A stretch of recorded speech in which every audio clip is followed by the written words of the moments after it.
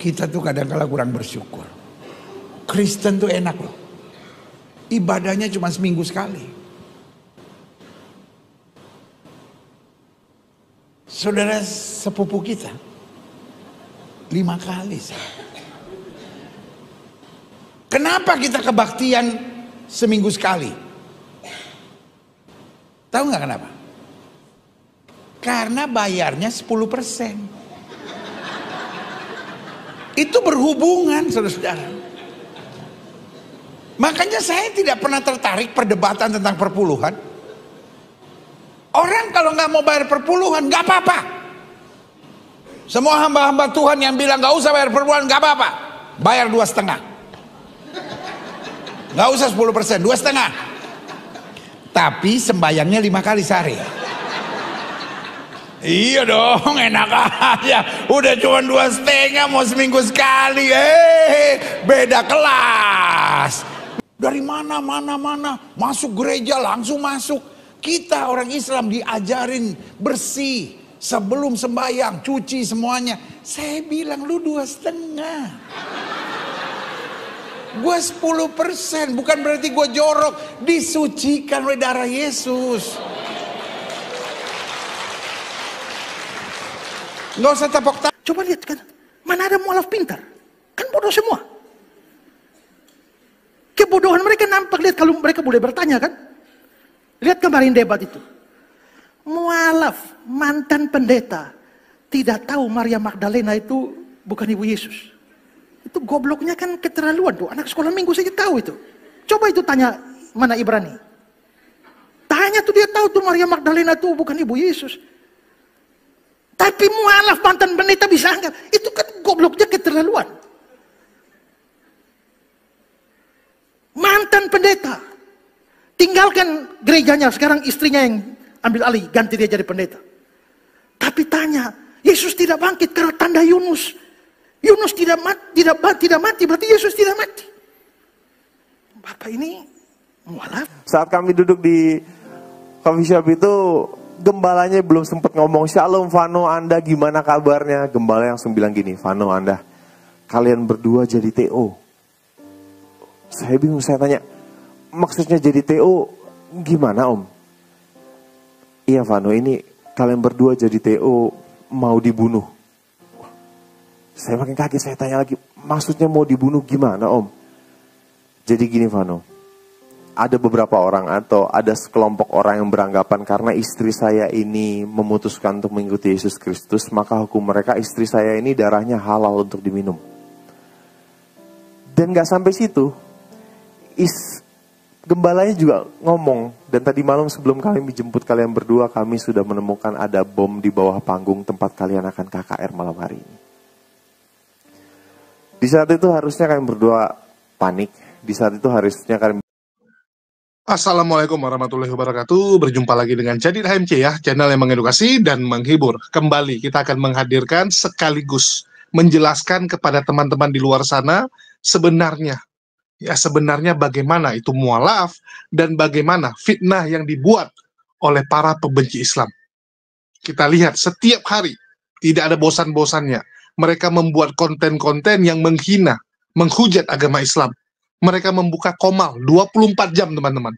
24 jam komal-komal itu diisi dengan narasi-narasi penghinaan kepada agama Islam. Ganti-gantian. Ada Pak Bom-Bom, ada Agatha, ada si Raja Debat, ada si Cepot, kan begitu. Ada Pipis Kucing, dan gerombolan-gerombolan mereka yang lain. Ganti-gantian 24 jam teman-teman. Saya sampai bingung ya. Bangun tidur, buka TikTok, scroll-scroll, ada mereka. Mau tidur, malam-malam, main TikTok, ada mereka. Dimanapun, jam berapapun, ada hujatan-hujatan yang mereka buat. Saya sampai bingung, sebenarnya apa tujuannya gitu. Bertahun-tahun saya lihat debat yang mereka lakukan, diskusi yang mereka lakukan, alhamdulillah, tidak ada satupun umat muslim yang murtad lantaran mendengar penjelasan mereka, diskusi mereka. Adapun yang murtad, itu dulu kasusnya si Raji yang akhirnya kembali ke Islam. Setelah murtad kembali ke Islam, dan penyebab dia murtad adalah tawaran Indomisasi yang luar biasa. uang ratusan juta dia dapat. Dia dapat dari hasil murtad dan menghina, mengejek, serta mengancam Bang Zuma. Itu yang terjadi, teman-teman. Terus siapa lagi yang murtad? Ada itu, BAB. Ya, BAB. Dari Syiah, bukan dari Islam.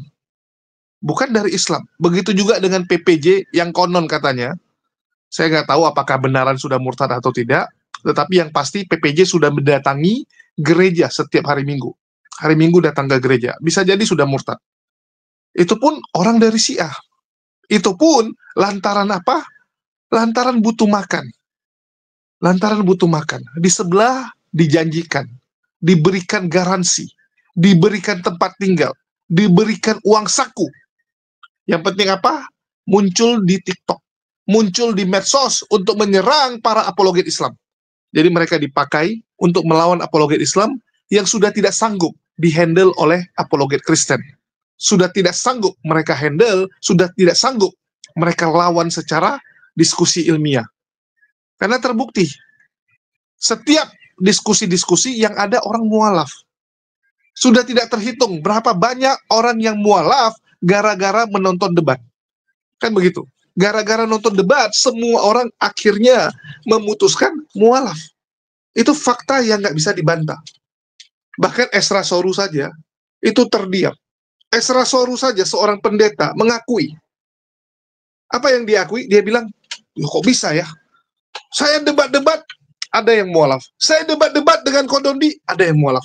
Yang lebih konyol, temannya pula.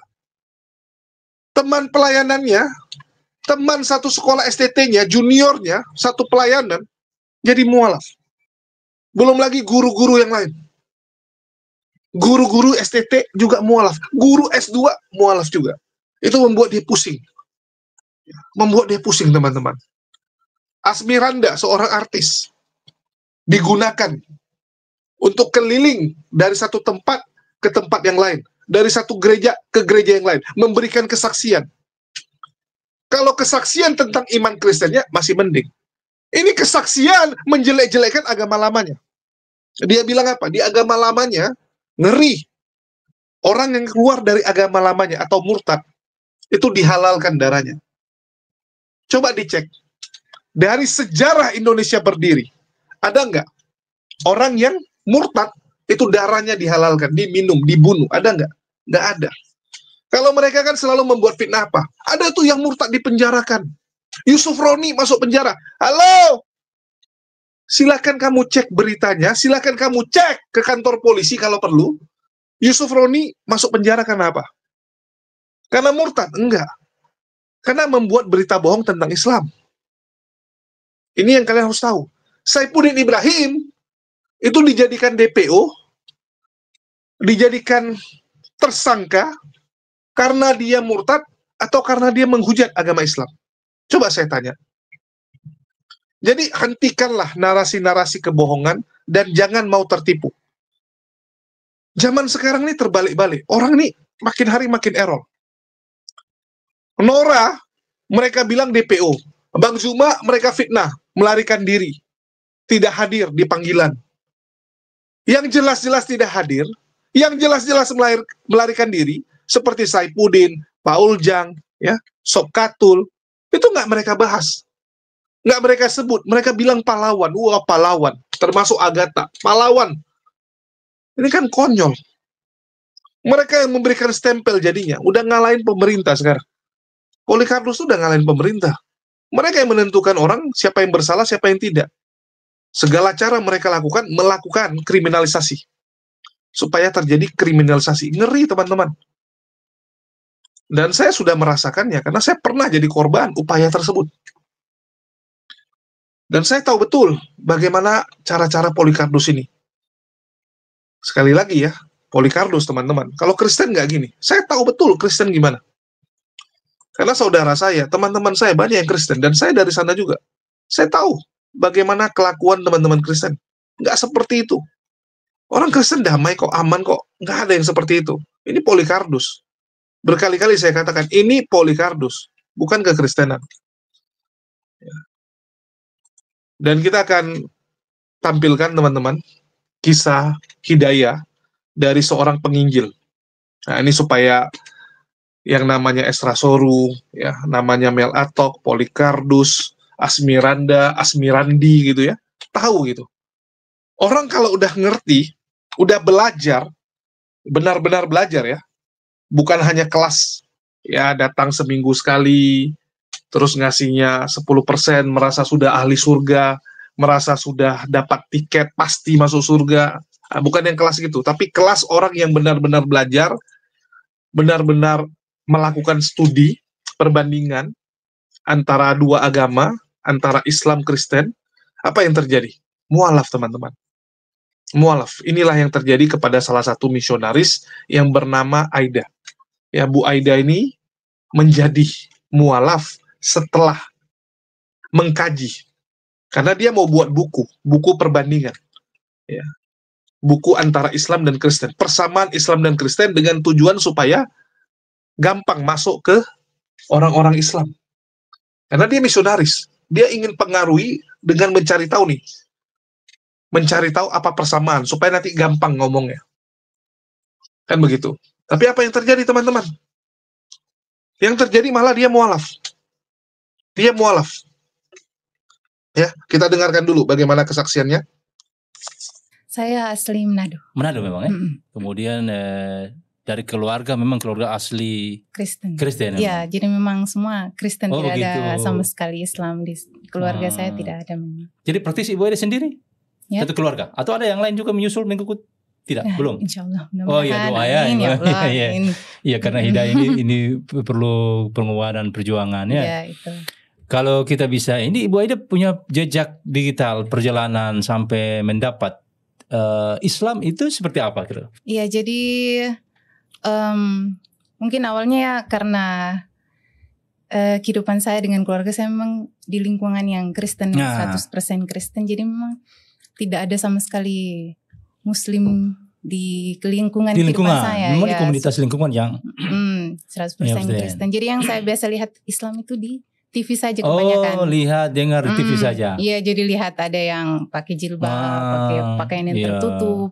Kemudian orang pergi ke masjid, sholat, atau begitu. dengar azan, itu kebanyakan lewat ini TV. TV media saja. Nah, sampai satu kali saya ikut misioneri. Itu di tahun berapa misioneri? Itu tahun 2014 ya. 2014 saya sudah mulai itu bergabung di misioneri. Iya. Masih muda amat itu. Ya, masih waktu itu masih 18 ya. Iya, masih pucuk-pucuk gitu ya. Waktu tamat sekolah langsung ikut ini. Ikut misioneri. Misioneri waktu itu. Jadi saya ikut di kampus 1000 Missionary Movement Indonesia yang ada di Manado. Manado, begitu. Bergabung itu. Iya, saya bergabung. Itu sistemnya memang pendidikan formal. Keinginan kita pribadi saja mau bergabung. Masuk, pelayanan atau begitu. Gitu. Jadi waktu itu kan sebelumnya saya ketemu dengan kakak-kakak senior missionary. Iya. Jadi mereka cerita bagaimana pengalaman pelayanan. Jadi kayak saya tertarik untuk ikut begitu. Pelayanan. Gitu. Lalu bentuk pelayanan itu di Manado saja atau gimana? Tidak, itu kita pelatihan di Manado, kemudian sebar ke seluruh Indonesia. Jadi ada yang nanti teman-teman itu satu itu biasa dipencar. Dipencar dari Jawa sampai Papua sini.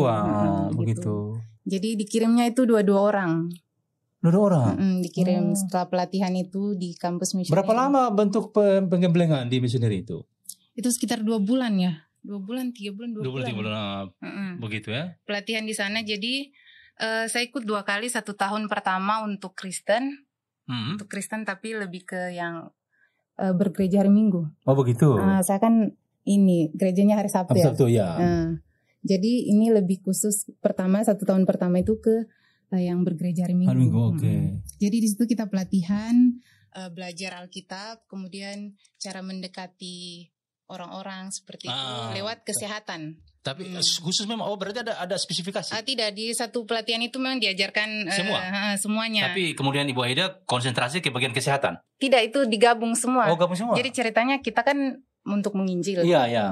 Menginjil, tapi cara untuk mendekati orang-orang ini lewat kesehatan. Oh begitu. Gitu, jadi diajar antaranya lewat kesehatan itu.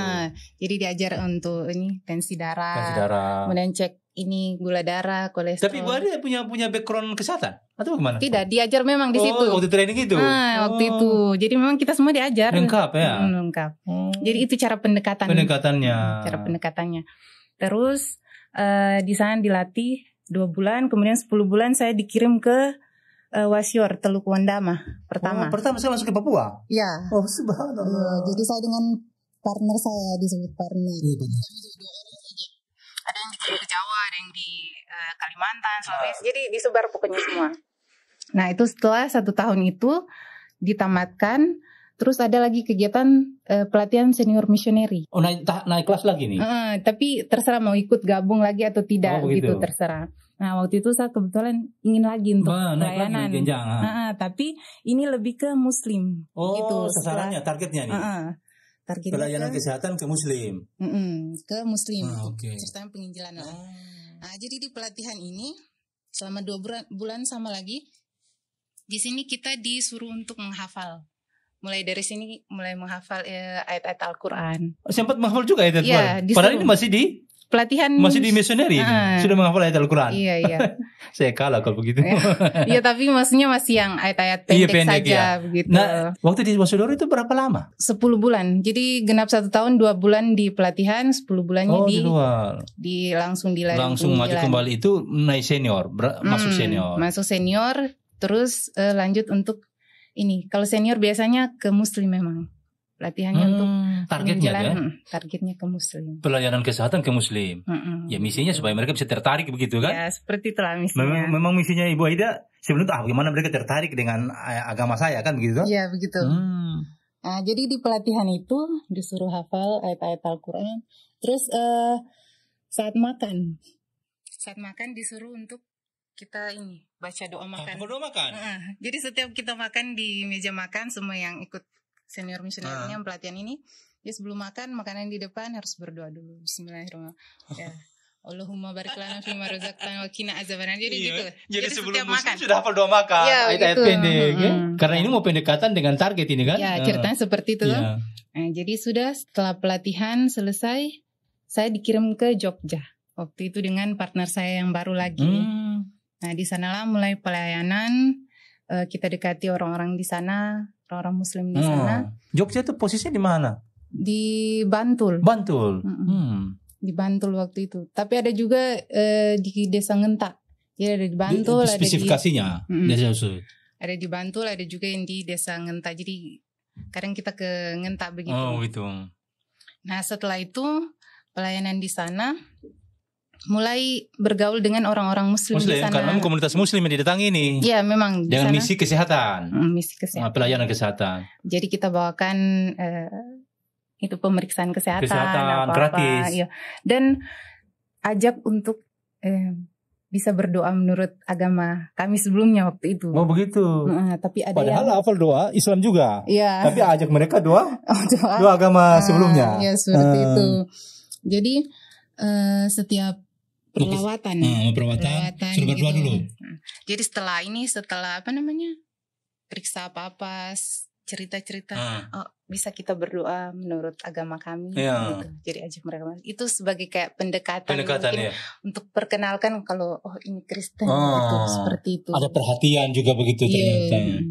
Setelah itu mulai saya pelajari bagaimana kehidupan orang Muslim di sana. Karena berapa lama sih di Ngenta itu? Di Bantul Ngenta 10 bulan sama juga. Oh, sama juga 10 bulan juga.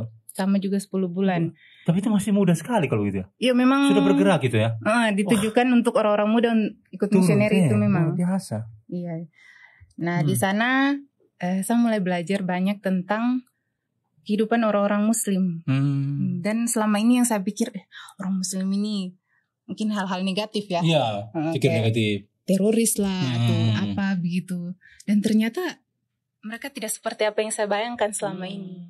Mereka baik-baik, bahkan ada banyak kita punya orang tua angkat lah di sana itu. Muslim. Mereka anggap kita ini anak. Gitu. Jadi setiap kali kita lewat, mereka panggil ayo ke rumah, kita bikin ini, bikin itu, atau ajak ke sawah. Karena sudah akrab lah ya. Sudah akrab. Itu sempat ada yang mengikuti agama? Di situ saya sama partner saya itu yang jadi kayak pergumulan ya waktu itu. Iya. Kayak berpikir, mereka agak susah sebenarnya. Oh begitu. Susah untuk kayak kita ditarik begitu. Mungkin kuat ya agamanya, yang itu yang saya lihat sih. Mereka sholat selalu 1 hari 5 waktu, sedangkan kita mungkin seminggu sekali. Adapun hari-hari biasa mungkin cuma berapa kali begitu. Jadi tidak sempat merasa berat gitu ya? Agak merasa berat memang waktu itu. Jadi saya sempat berpikir ini kira-kira bagaimana ya untuk bisa setidaknya membuat mereka itu kenal saja tentang ajaran Kristen ini. Jadi saya bikin satu buku ringkasan. Buku ringkasan tentang persamaan Kristen dan juga Islam, Alkitab dan juga Al-Quran. Iya, karena memang kayak saya rasa kayak susah ya untuk jangkau mereka ini gitu. Bisa sampai mengajak itu agak susah ya. Jadi saya pikir akhirnya dengan bentuk itu buatlah buku. Percepatan buku saku begitu. Iya, buku saku begitu. Jadi saya ringkas tentang persamaan Alkitab, Al-Quran, Kristen dan Islam begitu. Sempat sampai begitu ya? Nah, ya jadi mulai dari situlah saya mulai cari ayat-ayat Quran. Akhirnya ayat-ayat Al-Quran. Oh, akhirnya memang belajar mencari Al-Quran. Iya. Yang kemudian ingin disama-samakan begitu. Nah, di sini mulailah saya kayak tertarik. Justru tertarik mulai. Dari situ titik awal mulai tertarik. Ya, benar. Dan dengan kehidupan juga orang-orang Muslim di sana, bagaimana mereka punya kebaikan kehidupan mereka sehari-hari, kehidupan sosial, kehidupannya bermasyarakat. Mereka pakaiannya tertutup, terus maksudnya selalu sholat ini karena itu yang selalu karena memang hadir di komunitas Muslim semua. Ya, mereka yang selalu beribadah ini yang kayak mereka beribadah terus ya, mereka kayak tidak capek ya begitu, maksudnya beribadah dari 5 waktu kan. Terus saya bikin buku saku itu ya, buku kecil, ringkas. Jadi mulai dari situlah saya pelajari banyak tentang Islam, tentang ayat-ayat Al-Quran. Nah di situ saya minta bantuan suami saya untuk bantu kasih masukan. Itu sudah berumah tangga? Itu belum waktu masih itu. LDR. Ceritanya masih. Iya, jarak jauh. Jadi kita sharing. Tapi ceritanya ketemu di mana dengan suami? Waktu itu di Papua. Itu di Papua. Sama-sama misionari. Tidak, waktu itu kita ketemu pelayanan waktu di Wasior, terus pas di kapal kan, ketemu, baru kita kayak sharing-sharing begitu. Tahu-tahu sama-sama misionari.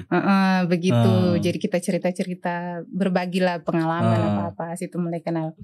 Nah habis itu saya bikin buku ini, sharing dengan suami saya waktu itu. Tahun 2014 ya? Tidak, itu kan 2014 yang 2015. 1 tahun di Wasior. Nah 2015 berarti ya. 2015 ini ke Jogja ini sudah. Itu sudah mulai teknologi sudah mulai canggih-canggih kan? 2015 itu sudah IT sudah.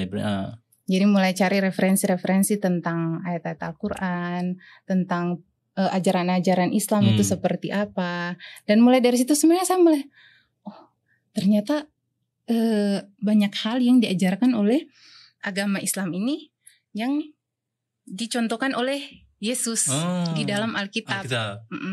Seperti kayak sunat. Yesus setelah 8 hari lahir dia disunat. Betul. Dan bahkan di perjanjian lama itu nabi-nabi sebelumnya seperti Nabi Abraham, Nabi Musa, itu mereka bersunat. Ya, Islam dan, Ibrahim. Ya, Ibrahim Islam. Bahkan itu Allah sendiri yang berfirman ke Abraham waktu itu. Ini adalah satu perjanjian turun-temurun. Adalah sunat ini. Jadi keturunannya itu semua harus disunat. Seperti itu. Dan yang melakukan hal itu hanya Islam. Kristen tidak diwajibkan sunat. Tapi belakangan di beberapa kasus saya mempelajari melaksanakan hitan masal itu, banyak yang sudah daftar untuk anak-anaknya dimulai di hitan. Di generasi terakhir ini. Banyak yang sudah mulai dari non muslim. Ya gitu. Mungkin begitu sudah mulai pelajari ya. Iya mungkin ya. Jadi terus mengkaji. Iya mengkaji. Mengkaji itu terus kemudian saya menemukan lagi tentang Yesus dicontohkan di Alkitab itu di saat dia meninggal. Dia meninggal itu dikafani dan yang melakukan itu hanya orang-orang Islam saja. Ya, itu ketemu dari hasil kajian-kajian. Iya, jadi kayak saya berpikir ini Yesus sendiri yang sebagai kita punya Tuhan ajarkan ini, kenapa kita tidak contohi? Tidak amalkan gitu ya? Kita tidak amalkan begitu, malah yang amalkan ini orang Islam sendiri. Kenapa kita Kristen tidak? Nah, itu di situ pergumulan yang terjadi. Iya, mulai kayak saya berpikir ini bagaimana ya? Maksudnya apakah Islam ini adalah agama yang sebenarnya atau seperti apa begitu? Nah, setelah itu mulai lagi saya dapat ada beberapa ayat kayak tudung kepala. Iya. Di Alkitab kan ada juga. Iya betul, sebenarnya ada. Untuk perempuan itu harus menudungi kepalanya. Jadi yang menudungi kepala juga siapa coba? Iya. Itu kan hanya Muslim. Ya. Kalaupun yang di Kristen kayak Katolik ya ada Katolik, biarawati itu. Itu pun mereka mencontohkan Bunda Maria. Yang artinya mungkin sebenarnya Bunda Maria yang dari dulunya itu menutup auratnya. Betul. Jadi dia menutup semua auratnya. Akhirnya dicontohi oleh biarawati ini. Nah, terus soal puasa, Yesus berpuasa selama 40 hari. Di Kristen tidak juga diwajibkan untuk berpuasa. Padahal yang Islam kemudian yang Islam yang diwajibkan untuk puasa. Jadi dari ayat-ayat perbandingan itu ternyata. Iya, malah dari ayat-ayat perbandingan itu yang buat saya kayak mulai tersadar ternyata apakah agama Islam ini yang benar? Nah, karena kebanyakan yang dituliskan dalam Alkitab diikuti malah oleh diamalkan oleh Islam. Oleh Islam seperti itu. Terus berkembang itu sudah mulai bersentuhan dengan masyarakat, sudah terbiasa dengan masyarakat di Bantul itu. Iya. Nah, kemudian setelah berkembang itu di berapa tahun kemudian baru ambil keputusan?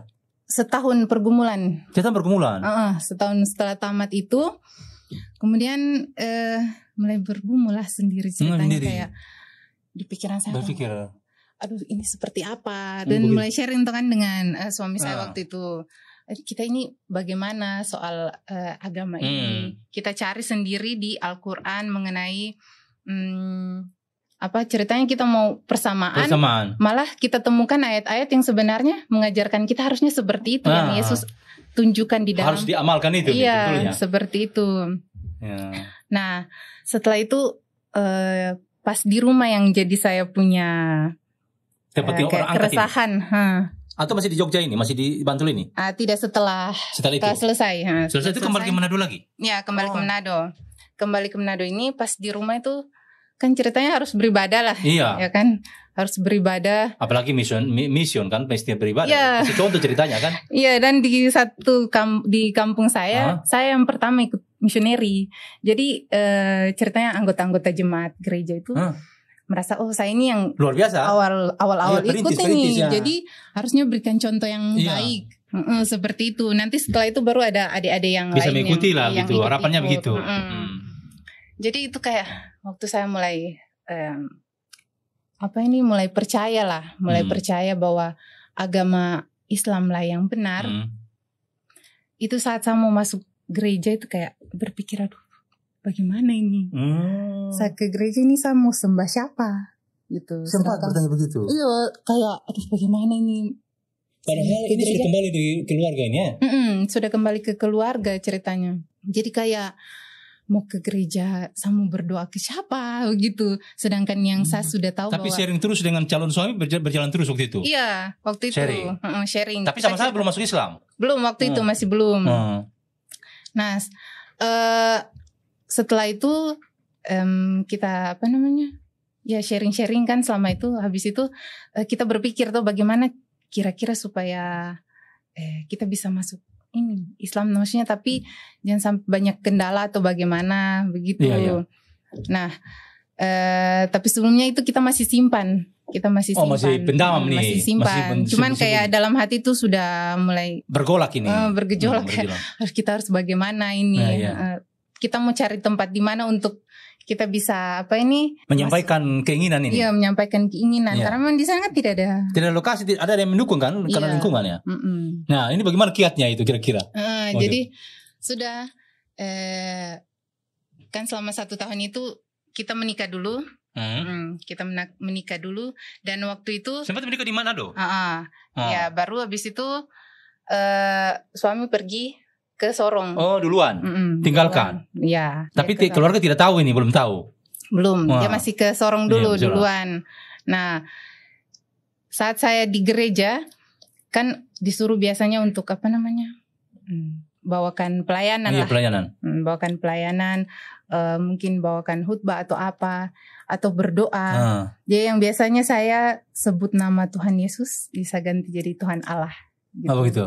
Karena maksudnya sudah mulai percaya tuh kalau Allah Allah ini yang Tuhan disembah. Sebenarnya ya seperti itu. Jadi sempat juga kayak keluarga itu, saya kan kayak ada berapa kali itu tidak masuk gereja karena mungkin pengaruh hati gitu. Pengaruh hati. Jadi kayak keluarga itu pikir, ini kenapa anak gitu? Ini kenapa ya? Macam ada perubahan gitu. Ada perubahan gitu.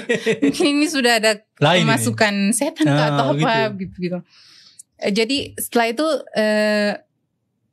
akhirnya pas masuk gereja mungkin saat disuruh ini berdoa begitu. Saat suruh berdoa ya saya berdoanya pakai nama Tuhan Allah gitu, bukan lagi Tuhan Yesus.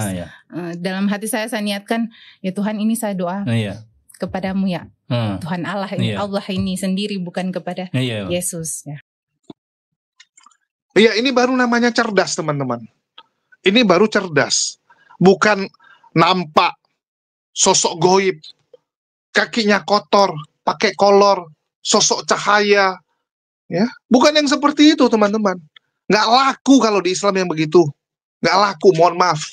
Kalau ada orang mualaf, ya, ada orang mualaf karena yang begituan, malah kita ya biasa saja gitu. Kalau di sebelah, ya mohon maaf, panggung spesial, VIP. Kalau kita, aduh, apalah kisah ini. Kita maunya tuh mualaf-mualaf itu, orang-orang yang dapat hidayah karena memang mencari kebenaran. Merasakannya gitu. Merasakan, wah lebih tenang di sini. Lebih damai, lebih kusyuk. Kalau tempat saya yang lama, saya ke tempat yang A, ada yang teriak-teriak, salto-salto. Ke tempat yang B, seriosa, wah lagunya ya. Lebih tenang gitu. Tapi lagunya melengking-melengking gitu. Nggak ada standarnya. Nggak ada standarnya. Kalau di Islam, wah lebih kusyuk, damai gitu kan. Nah itu ada orang-orang yang jadi mualaf karena itu. Dia membandingkan. Dia melihat. Di agama lamanya, ini kok beda-beda nih. Artinya bukan dari Tuhan, dari manusia. Itulah beda-beda. Kalau dari Tuhan pasti satu. Dari Tuhan pasti satu. Dari Sabang sampai Merauke, ya, dari Indonesia sampai ke Meksiko, semua sama pastinya. Kalau itu dari Tuhan. Tapi kalau dari manusia ya beda-beda. Suka-suka dia dong kan gitu. Kalau besok Pak Bom-Bom buat denom sendiri, buat ajaran sendiri, dia mau ibadahnya 5 jam, nggak mau 2 jam gitu kan, mau 5 jam ya silakan. Ada orang bikin 1 jam aja, gereja 1 jam saja, lebih cepat. Kenapa 1 jam? Supaya orang nggak bosan. Kalau ibadah 2 jam, ada orang datangnya telat-telat, ada orang mau cepat pulang, orang bosan, kan gitu. Toh duit yang didapat sama, tapi biaya yang keluar lebih banyak. Ngapain? Habisin listrik. Kalau perlu bisa 15 menit ibadah. Yang penting perpuluhan jalan. Ada orang berpikiran seperti itu. Itulah makin singkat. Fasilitas dibagusin. Supaya orang pindah. Supaya dombanya pindah ke tempat dia. Ini kan ngaco gitu. Di Islam ada gitu? Nggak ada. Lu mau dimanapun, ya, mau di Pakistan Anda, mau di Meksiko, mau di Kutub Utara, Islam ya Islam, cara ibadahnya ya sama. Kalian nggak akan dapati di Indonesia ya. Misalnya sholat subuhnya 2 rakaat, tiba-tiba kalian ke Venezuela, di sana jadi 10 rakaat. Nggak ada teman-teman. Nggak ada. Oh supaya lebih lama, dibikin jadi 5 jam sholatnya. Nggak ada teman-teman. Islam satu. Inilah bukti bahwa Islamlah yang satu tubuh. Kalau yang lain bolehlah mereka mengklaim, wah kami ini satu tubuh, kita satu tubuh atau apapun. Tapi terbukti Islamlah yang satu tubuh. Itulah dibilang apa? 1 orang dicolek, 1 orang dicubit, semua akan merasakan sakitnya. Dan kita sudah dengar kesaksian dari Bu Aida, seorang misionaris asal Manado, yang saat waktu di lingkungan yang lama, ya di daerah Manado dia itu mayoritas Kristen, sehingga dia nggak kenal yang namanya Islam. Dia cuma tahu Islam itu dari TV. Dan yang dia tahu kebanyakan negatif. Itulah dia bilang apa? Pemikiran dia dulu, Islam itu teroris. Islam itu ya nggak benar, kan gitu. Dan itu banyak terjadi di kalangan saudara-saudara kita yang sebelah. Banyak sekali yang berpikiran bahwa Islam itu agama yang jahat. Karena memang framing-framing dari media itu begitu sadis. begitu masif memfitnah agama Islam. Kita lihat bagaimana media-media barat ya dari zaman dulu. Pokoknya kalau yang penjahat itu yang pakai celana cingkrang, berjenggot, teriak Allahu Akbar. Takbir dianggap sebagai paspor untuk kematian, untuk membunuh orang. Itu fitnah yang jahat sekali. Jahat dan keji sekali. Tapi alhamdulillah setelah Bu Aida ini ke Jogja, ya di Jogja dia menemukan bagaimana Islam sebenarnya, bagaimana cara umat Muslim untuk hidup, bagaimana umat Muslim memperlakukan orang lain, memperlakukan tamu yang notabene padahal bukan saudaranya, bukan temannya, nggak kenal juga, tapi bagaimana ramah tamahnya, adabnya, kan gitu. Jadi banyak orang tuh yang menemukan hidayah karena melihat adabnya umat Muslim, cara umat Muslim bersikap saat mendapatkan musibah, mendapatkan masalah, bagaimana umat Muslim memperlakukan saudaranya. Itu menjadi sebab banyak orang dapat hidayah. Itu juga yang terjadi sama Bu Aida ini. Dia melihat bahwa wah ini susah nih penginjilan di daerah Bantul, daerah yang Muslimnya kuat, Muslimnya taat. Jadi caranya gimana? Harus tahu musuh kan gitu. Kalau Sun Tzu bilang, kamu harus ngerti, harus kuasai siapa dirimu, siapa lawanmu, bagaimana medan tempurmu. Maka 1 juta pertarungan pun akan kamu menangkan. Mau berapa banyak pertempuran bisa kamu menangkan, yang penting kamu paham dulu. Kamu harus tahu musuh kamu siapa, diri kamu gimana, medan tempur gimana. Itu harus dikuasai. Itulah yang membuat si Aida ini berpikir, wah, dia harus belajar nih tentang Islam. Dengan dia tahu Islam, maka lebih gampang mempengaruhi umat Muslim. Dan ini memang cara yang sering digunakan misionaris. Bahkan ada yang sampai apa? Menyusup ke Islam. Banyak kan? Tidak sedikit yang sampai menyusup ke Islam supaya tahu tentang Islam. Supaya tahu lebih dalam. Supaya bisa mencari kelemahan Islam.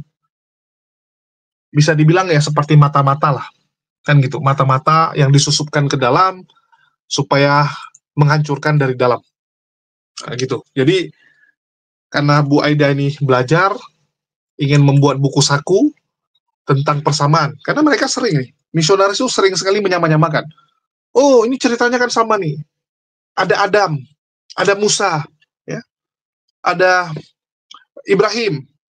Nah, terus perbedaannya di mana? Nanti mereka bisa pakai. Lihat tuh Isa juga di Islam. Isa yang membunuh Dajjal, karena dia membunuh Dajjal, ya bukan Nabi Muhammad SAW, artinya dia yang benar, artinya dialah anak Tuhan, kan gitu. Terus dikatakan apa? Isa adalah kalamullah, artinya Isa itu adalah spesial, dia khusus, beda dengan Nabi yang lain, artinya dia Tuhan, anak Tuhan. Sering mereka gunakan ayat-ayat seperti itu, mereka sampaikan seperti itu. Dari hasil apa? Ya mereka selidiki dari dalam. Ya. Mereka hancurkan dari dalam. Ngeri teman-teman. Nah, ini yang kita harus wanti-wanti. Ya, walaupun alhamdulillah Bu Aida sudah bertobat. Ya, mohon maaf saya katakan bertobat karena memang dari segi kacamata Islam ini bertobat namanya. Ke Islam artinya dia sudah bertobat. Ya, jadi orang-orang seperti Bu Aida itu banyak di luar sana. Banyak sekali teman-teman. Dan kita harus hati-hati.